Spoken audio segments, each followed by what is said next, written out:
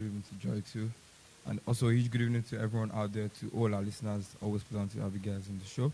Well, I think I'm having mixed feelings today because the Super Eagles will be in action today against the Bafana boys, and it seems like it's a heated one going into this tournament after coming about the fact that um, South Africa has come out and has given everybody the shocker of tournament by defeating one of the stronger counterparts in the competition, which is Egypt.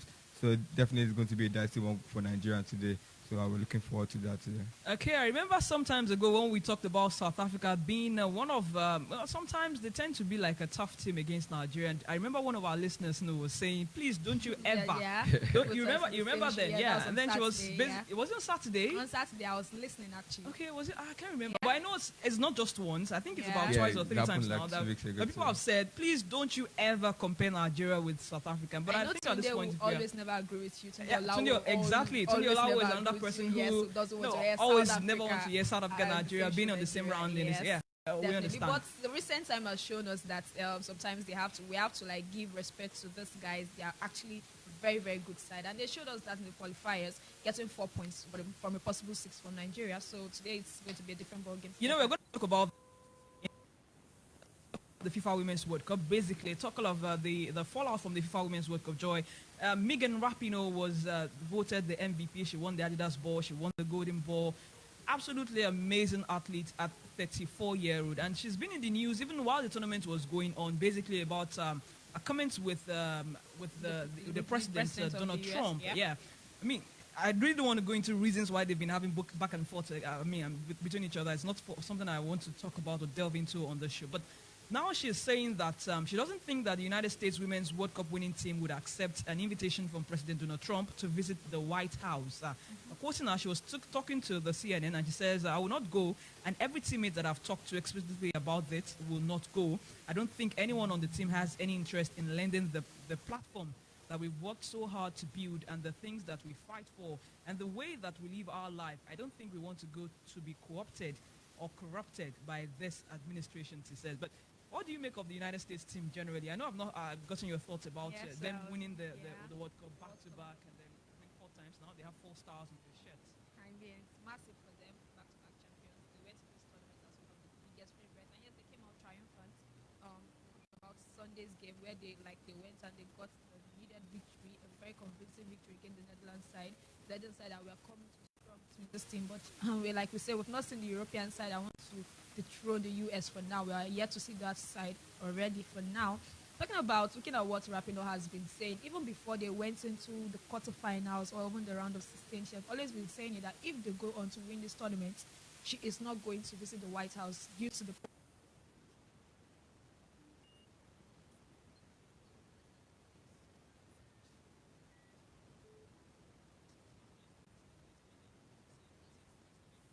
Felt it was they were a bit arrogant. And definitely, she just this is what we say. This is just how to silence them, and now she can have her shoulders high and talk as she wants. But I believe this equality fight we're fighting for, both racism that we're always fighting for, both on the pitch and out the pitch, is a very great battle. So sometimes I feel yes, she has the right to decide what she wants to do with her team, but I don't know if she's going to. But due to the influence she has on her team, I don't know if the whole team will agree not to go with her. But we're yet to see that. We're going to see that in the coming. And talking of equality, she's been talking about equal pay as well, and it's something I want us to actually delve into and talk about, but we won't be doing that today. We'll be doing that on Saturday. Yes, definitely. I'd love to have that discussion on Saturday. I mean, talking about equality, I saw a chart somewhere that detailed the amount the U.S. men's national team gets for winning games, for drawing games, for losing games, and side by side, the amount the U.S. women's national team gets, and it's a really, really far cry from what the guys get, and you can understand the agitation, but that discussion is not for today, definitely. I'm leaving that till Saturday. We'll have something about that to talk. And, I listened to Megan Rapinoe also giving an interview as regards the equal pay movement. And Serena Williams has also mentioned equal pay at some point. All of this, we'll talk about that on Saturday. I know the guys probably will have something robust for that. Then let's move on to the African Cup of Nations year 2019. Remember, we told you that the VAR will come into play in the quarterfinals. And now it has been confirmed that it will be introduced into the games starting from today,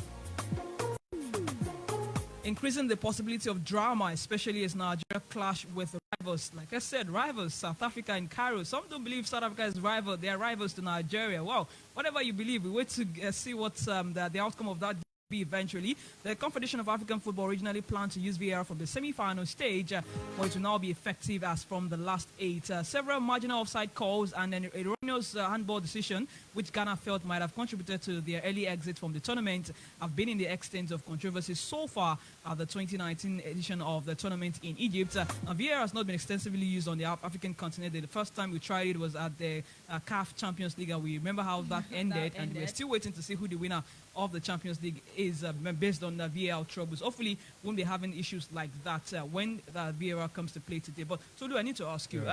We've played the entire group stage without the VAR. We've played the round of 16 without the VAR. How do you think the VAR will be impacting on the performance of the players themselves? Do you think they'll be playing extra carefully now, watching themselves and watching to ensure that they don't make mistakes that the VAR can call out? Well, I think the VAR definitely is a good idea to African football.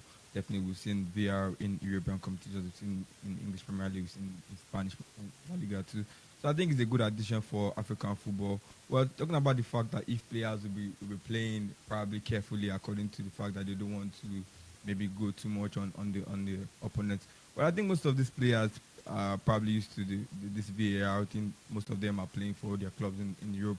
They are used to VAR having to check all these incidences. So I think for African football going to this quarterfinals, it will be huge for the players.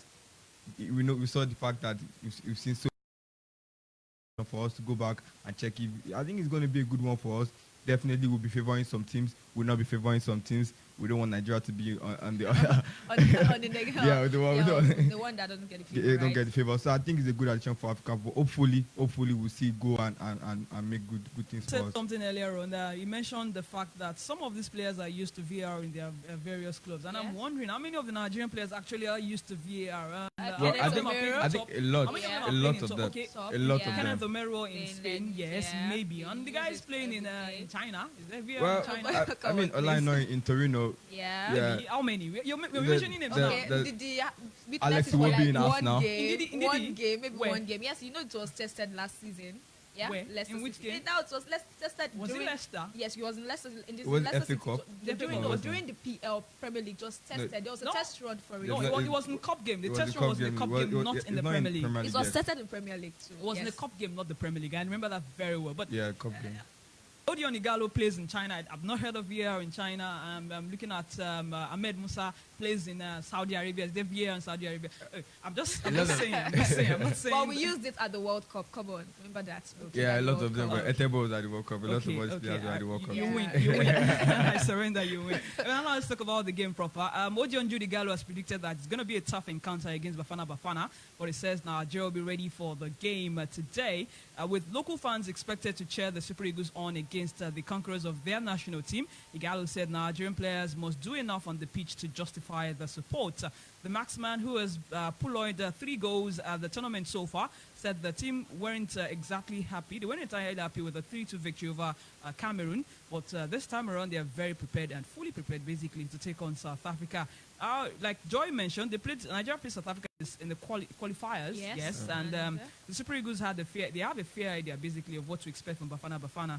And Igalo believes that South Africa's pace and ball-playing abilities will present a very different tactical challenge for Nigeria against the brawn of the Cameroonians. I remember Faith, I think 2 Saturdays ago, was talking about the fact that South Africans have not really impressed him. I don't know if he still has that opinion about them, yeah, saying that they're made it to the quarterfinals now. But hey, let's to the coach of the team, Genot Raw. He has admitted that he's having a selection headache ahead of this game. All of our players are fit, even Captain John Mikel Obi, he trained and is fit. Jamilu Collins is fit, Shehu Abdullah is fit. Everyone is fit.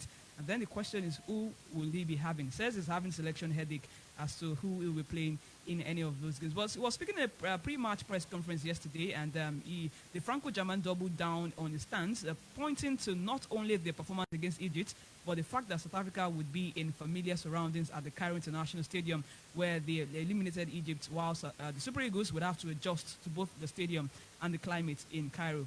Raw, like he said, against Cameroon, he said that the Cameroonians were the favorites when we're going to that game, that Nigeria were the underdog. Definitely. Again, he has said that South Africa are the favorites and Nigeria the underdog in this one. Listen to him.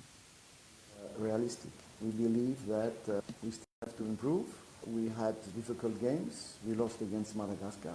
We suffered against Cameroon. We made a lot of mistakes. So we are realistic. South Africa played so well against Egypt that you have to be humble. And we still have to work. They have also the advantage that they know already this stadium. They had this success here. And they are a little bit at home perhaps already. We arrived only yesterday from Alexandria, which was a wonderful place. Not so hot like here. It's always different here. So we have to adapt. And we have only one day to adapt now. But I think we will be ready.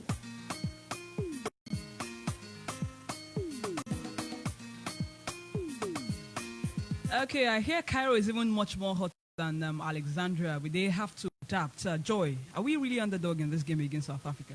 To me, I definitely still favor South Africa. Let's leave the patriotism aside for now. Looking at what they still did against us, I'll still base my argument on that.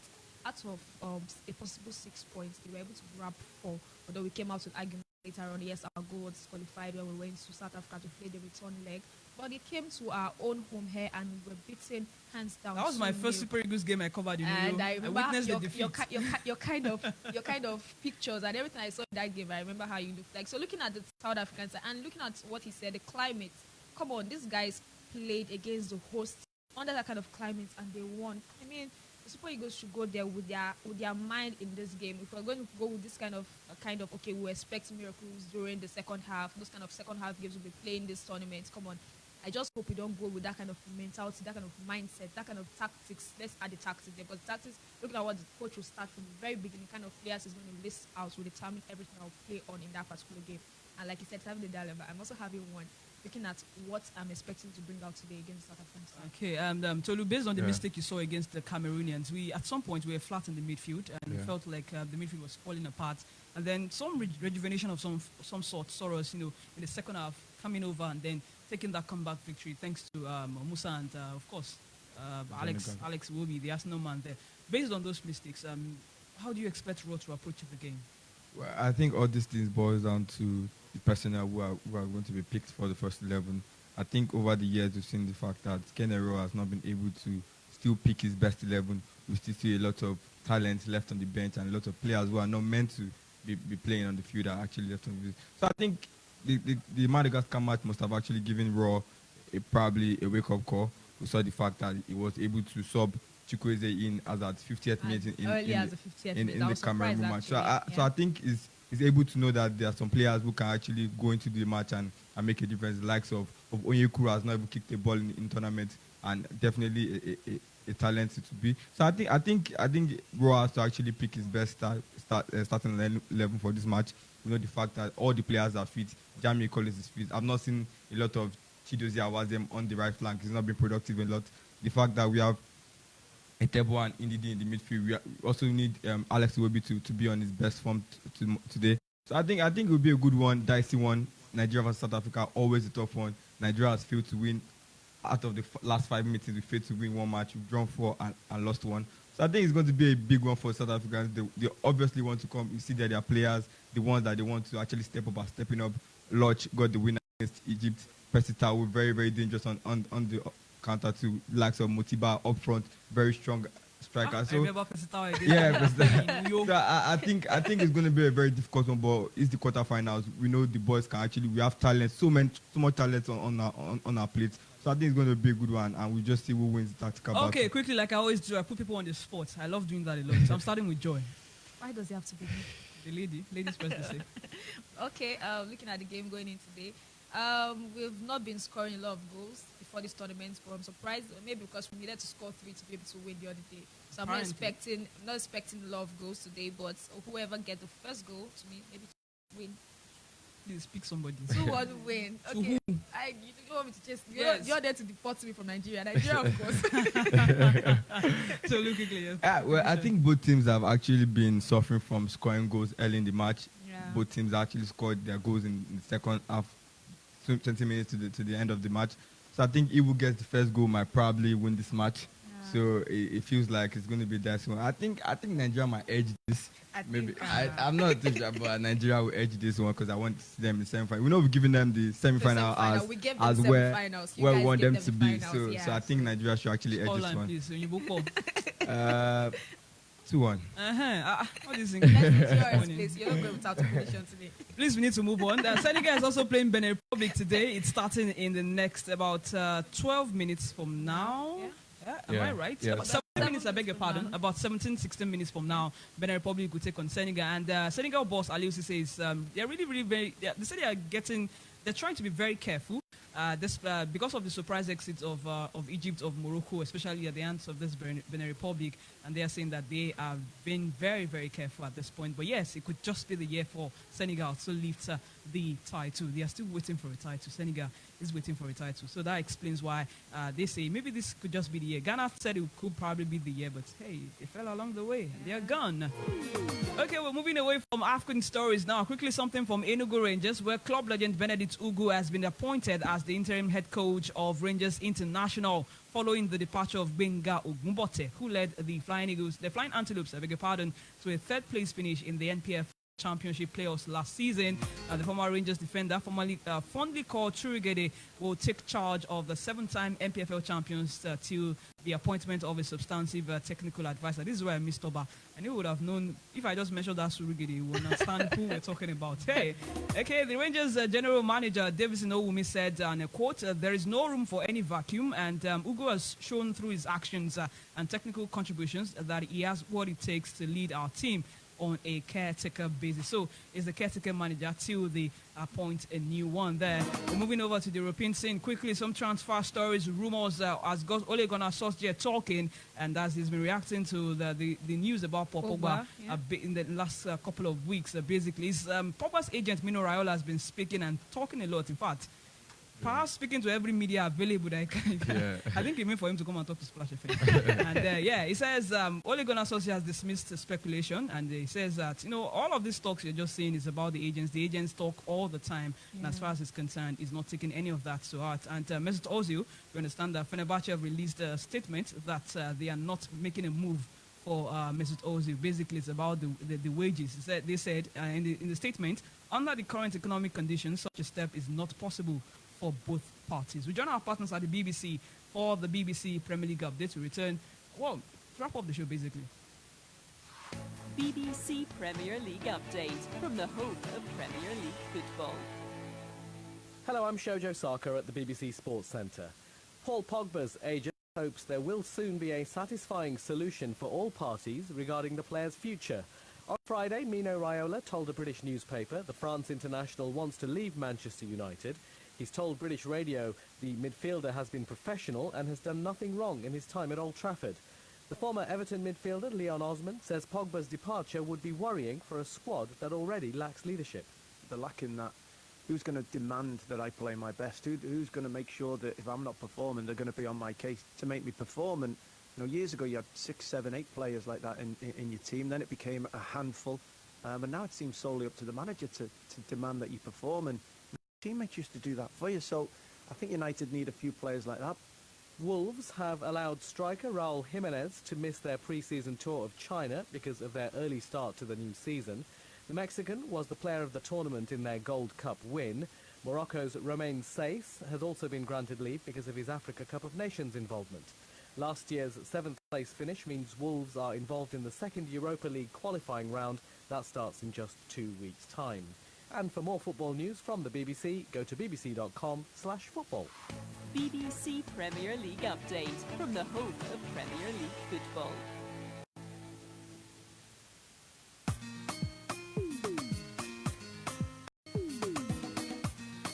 Okay, welcome back to Just Football, reaching home stretch on the show. And on Facebook, I just have to acknowledge the guys on Facebook. Abiola Fisher Ayegbuse, thumbs up to you. We see you. Thank you very much. Prince Adetiloe Ibitola, thank you very much. Thumbs up to you as well. Says thumbs up to the best sports crew in the city.